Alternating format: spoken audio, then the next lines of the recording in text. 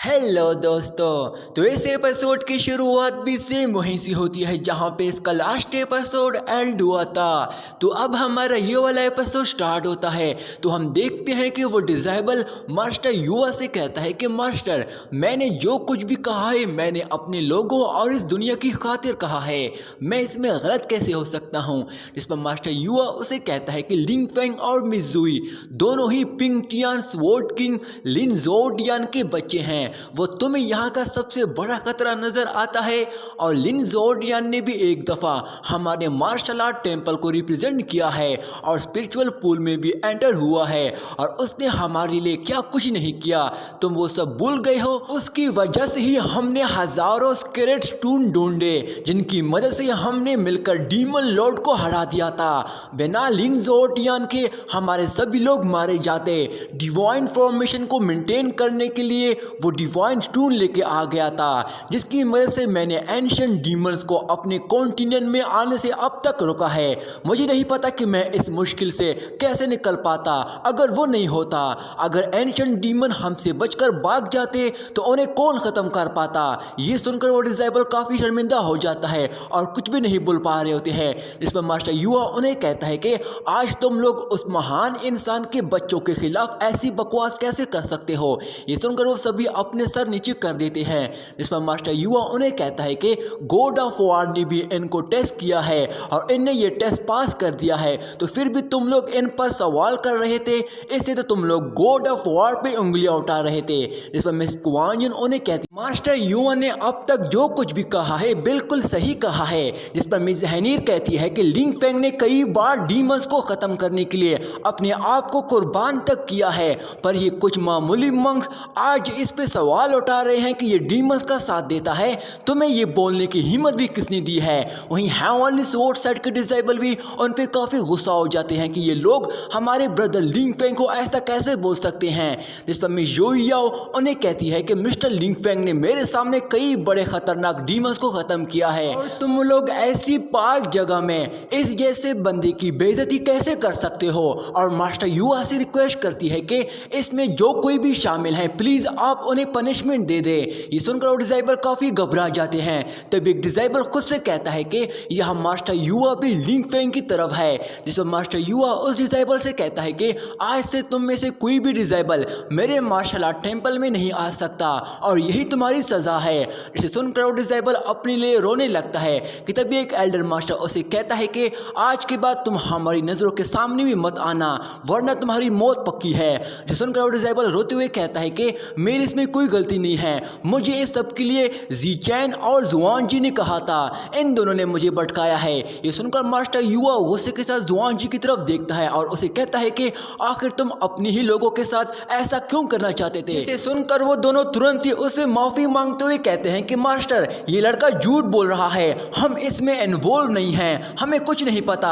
जिस पर डिसेबल उन्हें कहता है कि झूठ ना बोलो जुआन जी, तुम भूल गए थंडर सिटी में तुमने ही लिंग फेंग पे अटैक किया था और इसके साथ फाइट भी की थी। तब से तुमने अपनी बेइज्जती का बदला लेने के लिए तुमने मेरा फायदा उठाकर तुम इसे यहाँ से निकालना चाहते थे। इस पर मिस ल्यूली उन्हें कहती है कि जुआन जी, मैं भी तब वहाँ थी, मैंने तब तुम्हें समझाने की कोशिश की थी कि लिंग फेंग पे जो तुम इल्जाम लगा रहे हो उसकी सजा एल्डर्स मास्टर दे सकते हैं, पर तुमने मेरी बात नहीं सुनी और तुम खुद इसे सजा देना चाहते थे।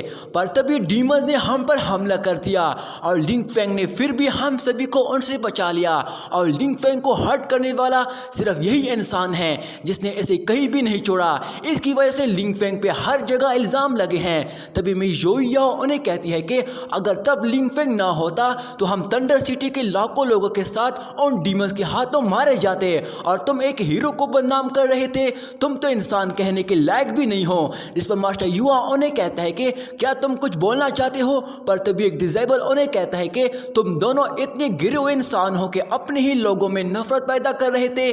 पर तभी वो दोनों सभी से माफी मांगने लगते हैं कि प्लीज हमें माफ कर दो। कि तभी मास्टर युवा उन पे अपनी स्पिरिट सोर्स से अटैक करते हुए मार देता है, जिससे ब्रदर ली और जुआन जी की वहीं पे मौत हो जाती है। पर तभी मास्टर युवा उन्हें कहता है कि आज के बाद जो भी अपने ही लोगों की बेइज्जती करेगा तो उसका हशर भी इन जैसा होगा, और साथ ही उनका भाई बहन और बच्चे यहाँ हमारे टेम्पल में नहीं आ सकेंगे। ये सुनकर सभी डिसेबल उसे चीर करने लगते हैं। जिस पर मास्टर युआ उन्हें कहता है कि आज जो हुआ है उसे अपने दिमाग से कभी मत निकालना। और अब आगे का कंपटीशन स्टार्ट हो जाता है क्योंकि हमने इस टेस्ट को आगे भी लेके जाना है। तभी सभी डिसेबल उसको ग्रीट करने लगते हैं कि तभी मास्टर युआ लिंग फेंग से कहता है कि आज हमने आपके लिए जो कुछ भी किया है और जो इंसाफ किया है, क्या आप इससे राजी हैं? कि तभी एक डिसेबल अपने साथी से कहता है कि आखिर मास्टर लिंग फेंग को हद से इतनी ज्यादा इज्जत क्यों दे रहा है? आखिर वो भी तो एक मामूली हमारी तरह डिसेबल ही तो है। तभी लिंग फेंग जवाब देता है कि मास्टर, आज आपने मेरे लिए जो कुछ भी किया मुझे देखकर काफी अच्छा लगा है, लेकिन आज के बाद जो भी मेरा मजाक बनाने की कोशिश करेगा, चाहे मेरी सोल जल रही होगी, मैं उस दुश्मन को अपनी सोच से जान से मार दूंगा। जिस पर मास्टर युआ उसे जवाब देता है तो फिर तो मेरी तरफ से तुम्हें इजाजत होगी। इस पर तुरंत ही लिंग फेंग उसको ग्रीट करता है और फिर नीचे आ जाता है और मिजुई के सर पे अपना हाथ रखता है कि सिस्टर अब सब ठीक है। जिस पर मिजुई उसे कहती है कि जब तक मेरा भाई मेरे साथ है मुझे किसी चीज से डर नहीं लगता। इसके बाद मास्टर युआ इस टेस्ट को ऐसे ही कंटिन्यू रखता है, जिसके बाद ये सीन चेंज हो जाता है जहां सभी डिसेबल एक जगह पर इकट्ठा हुए होते हैं, जहां एक एल्डर मास्टर उन सभी से कहता है कि जिन स्टूडेंट ने पहला टेस्ट पास कर दिया वो डिसेबल इस माउंटेन पे चढ़ने के लिए तैयार हो जाएं। माउंटेन वुजिंग के टॉप में इसके ऊपर तुम्हें 30 लूटस प्लेटफॉर्म मिलेंगे जो कि 30 टेबलेट को रिप्रेजेंट करता है। अपने लिए वो लूटस प्लेटफॉर्म चूज करो जो तुम्हारे लिए आसान हो। लूटस टेरेस तक पहुंचने के बाद वहां जीनस की तरफ से तुम्हें कुछ चैलेंजेस मिलेंगी, लेकिन अगर तुम में से कोई डिसेबल 45 मिनट तक वहां तक नहीं पहुंच पाता है तो वो डिसेबल इस कंपटीशन से बाहर हो जाएगा। अब तुम्हारा ये टेस्ट भी स्टार्ट हो गया है और सभी शुरू हो जाओ। तब एक डिसेबल खुद से कहता है कि मुझे हर हाल में टॉप 10 में आना होगा ताकि मैं मार्शल टेम्पल में एंटर करके अपने लिए एक होली वेपन चूज कर सकूं। और जैसे वो डिसेबल वहां से आगे बढ़ने लगती है कि तभी सामने वाली शील्ड बैरियर अपनी पावर से उन्हें पीछे फेंक देती है। इसे देखकर दूसरे डिसेबल काफी शॉक हो जाते हैं कि ये क्या हो गया। तभी एक एल्डर मास्टर खुद से कहता है कि यंग डिसेबल कुछ ज्यादा ही बेवकूफ हैं, इन्हें लगता है कि माउंटेन पे चढ़ना इतना आसान है और आगे जो कुछ भी आ रहा है पहले सही से देखती भी नहीं। तभी मिस ल्यूली लिंग फेंग से कहती है कि अगर हमें आगे बढ़ना है तो इस शील्ड बैरियर को पार करने के लिए सभी को अपनी मार्शल सोल की पावर्स को रिलीज करना पड़ेगा, तभी हम माउंटेन के अंदर जा पाएंगे।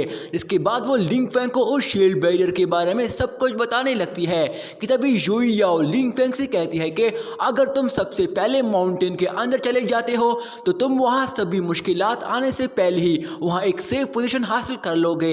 ये बात सुनकर लिंग फेंग उसको थैंक यू कहता है। इसके साथ ही वो तीनों एक साथ उस तरफ चले जाते हैं। वहीं लिंग फेंग जैसे ही वहां शील्ड बैरियर के करीब जाता है तो वो अपनी मार्शल सोल को तुरंत ही रिलीज करता है और अपनी स्पिरिचुअल पावर्स की मदद से बड़ी आसानी से उस माउंटेन के अंदर चला जाता है जहां वाकई में एक अलग ही जगह होती है।